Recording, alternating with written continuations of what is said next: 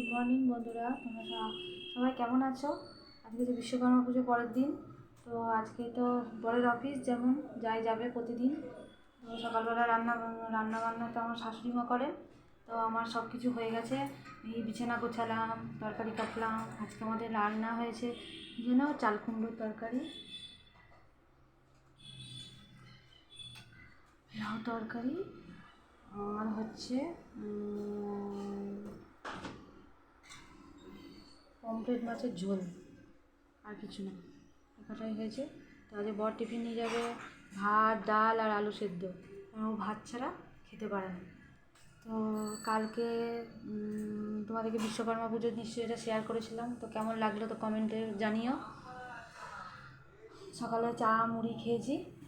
আমার বর একটা জায়গায় কম্পিউটারে দুজন স্টুডেন্ট আছে, অফিস থেকে এসে ওখানে শিখিয়ে তারপর বাড়ি ঢোকে।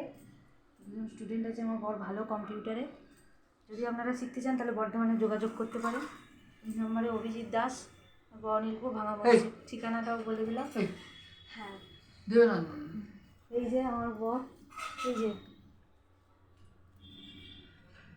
ঠিক আছে, রাখছি, বাই।